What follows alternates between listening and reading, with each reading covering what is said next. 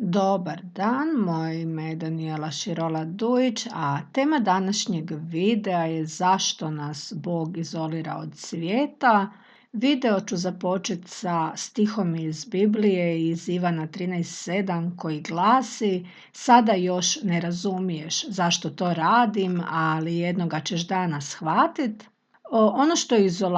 izolacija je poziv Boga vama, poziv za promjenu života, poziv za novi život, poziv za poboljšanje vašega života i život kroz Boga i kroz vjeru u srcu, poziv da živite Božju riječ i vaše je što ćete napraviti sa tim pozivom jer Bog kuca, a hoćete li vi otvoriti, to je vaš izbor i vaš odabir.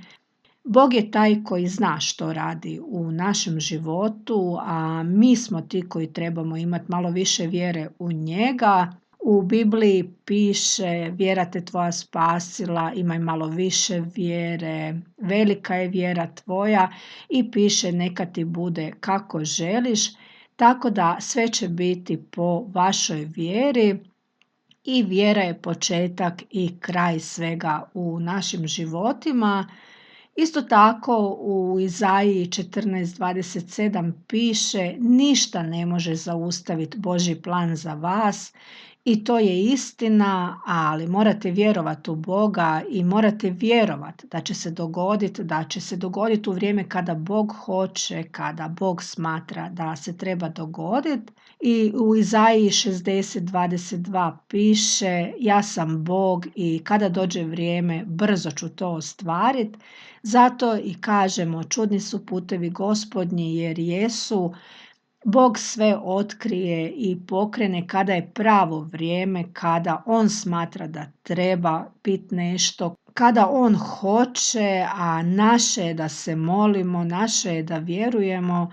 i da se putem mijenjamo, da živimo Božju riječ i da vjerujemo u Boga i u Božja čuda, i upravo zato nas Bog stavlja u izolaciju, jer Bog nam kroz poniznost, kroz testove koje nam stavlja na put pokazuje tko je On, i tim putem On nas jača, daje nam mudrost, daje nam znanje i otkriva nam nove horizonte i pokazuje nam da trebamo živjeti Božju riječ svaki dan i da to otkrijemo u sebi, i na kraju krajeva da otkrijemo u sebi za koga to sve radimo u životu, za sebe ili za Boga, i tko je taj tko nas vodi u životu i kome vjerujete, sebi ili Bogu. U vremenu izolacije Bog vas priprema za ono što treba biti u budućnosti, i u vremenu izolacije Bog vas štiti od utjecaja onoga što vam može nanijeti štetu i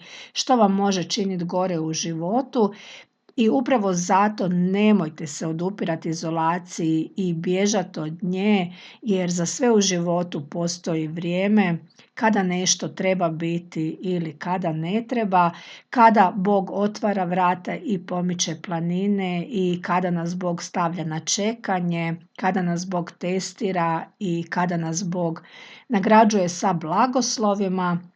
I za svaku novu promjenu u životu mi prolazimo nova testiranja i nove izolacije, jer ako niste spremni nećete proći i položiti testove koje je Bog stavio ispred vas, nećete ih niti vidjeti, niti prepoznati, niti imati dovoljno snage u sebi da ih savladate i položite, samo ćete stajati na mjestu i bespomoćno sve gledati i nećete razumjeti što se događa,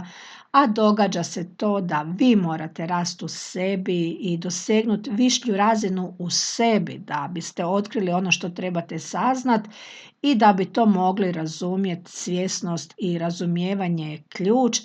i ono najvažnije što je vaš poziv u životu veći, to su i veći i teži testovi koje Bog stavlja ispred vas. I zato vjerujte Bogu i vjerujte u njegov plan za vaš život. Znam da to nije jednostavno i znam da je izolacija jako teška i da nakon određenog vremena počnete misliti da je to sve besmisleno i da ne razumijete zašto toliko dugo traje, jer nekad stvarno može trajati i godinu i dvije i neki ljudi su u izolaciji i duže, kod nekih naravno traje kraće, ovisno kakav test trebaju položiti, ali Bog zna zašto to tako dugo traje, jer naš pojam vremena je drugačiji od njegovoga i mi smo ti koji se trebamo naučiti strpljenju, a ne on. Tako da morate naći ljepotu u transformaciji sebe i putem tražiti Boga i mir i mudrost kada dođu dani nevjerništva i pada motivacije i vjere. Sve to vodi prema tome da se ponovno rodite u sebi i nije jednostavno, puno je izazova jer smo mi svi povodljivi za ovozemaljskim stvarima, a stvar je u tome da Bog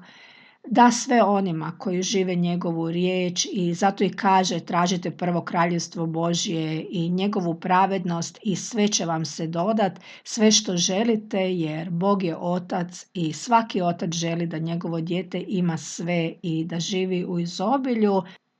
Jer kada živite kroz Božju riječ i kada imate svo materijalno bogatstvo ovoga svijeta, ono vam ne znači ništa jer znate da je nebitno i prolazno i da je jedino bitno ono što je vječno i ono što Bog želi i onda vas više ništa sa ovoga svijeta ne može kontrolirati i ne može imati vlast nad vama, ni novac, ni uspjeh, ni drugi ljudi, ni vaš vlastiti ego jer sve što radite, radite za Boga i za njegovo ime, a ne za sebe. Kada je Isus bio u pustinji, Sotona mu je ponudio cijeli svijet ako mu se pokloni i Isus je odbio jer da se je poklonio Sotoni, onda bi zanijekao Boga koji je jedini gospodar neba i zemlje i svega u svim svjetovima.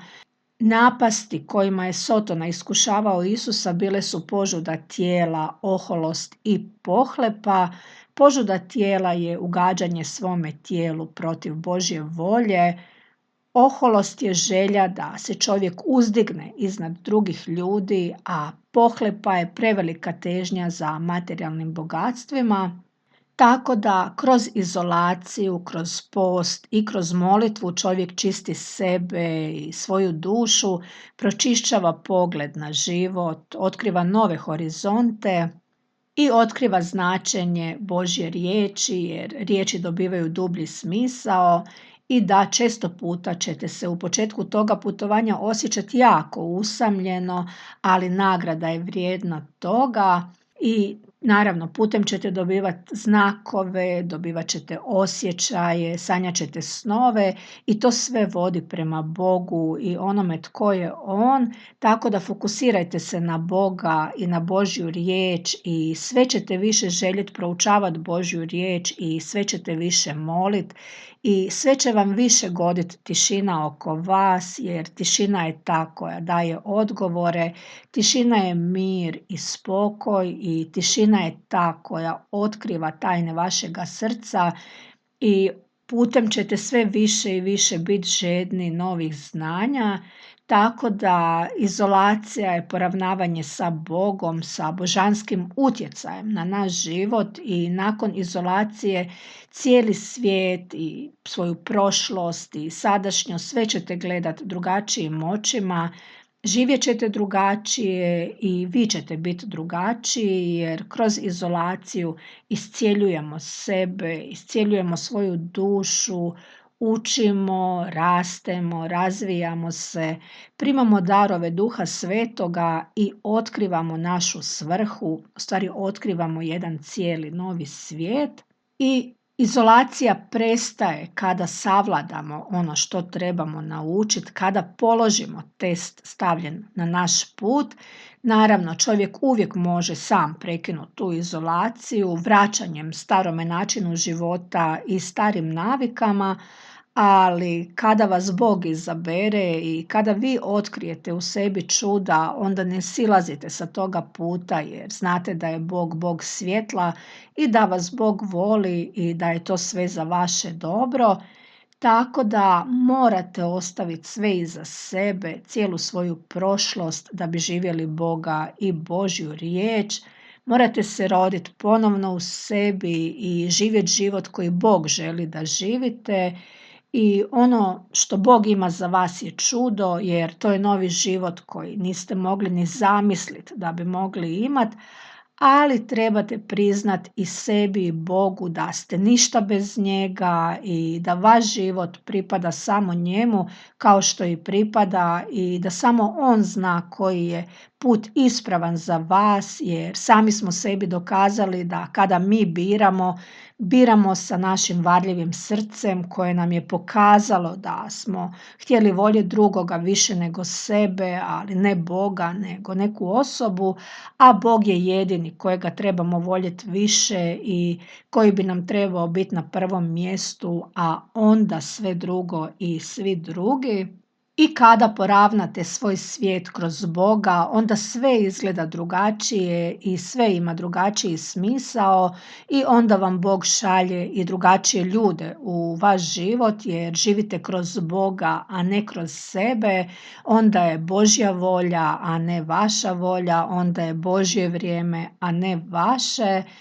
I onda ste u miru sa sobom. Naravno da putem trebate raditi ispravno, trebate raditi ono što trebate sa lekcijom koja vam je stavljena na put, ali nikada više nećete raditi greške koje ste radili prije. Jednostavno čudit ćete se sami sebi da niste vidjeli ono što ste trebali, ali naravno niste ni mogli jer niste imali mudrost koju danas imate od Boga.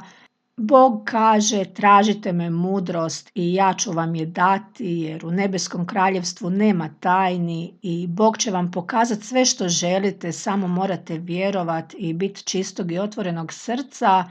i Bog je taj koji uvijek odgovara na molitve, uvijek, samo mi moramo biti svjesni, moramo vidjeti, moramo osjetiti i čuti kada nam odgovori jer Bog uvijek odgovara na molitve, ali nismo mi ti koji smo uvijek spremni ih i primiti i zato moramo proći period izolacije, moramo proći period iscjeljenja, period rada na sebi i vjerovanja u ono što tražimo i vjerovanja u Boga i u njegovu moć stvaranja onoga što tražimo i molimo. I ono najvažnije, nikada ne zaboravljajte zahvaljivati Bogu za sve što imate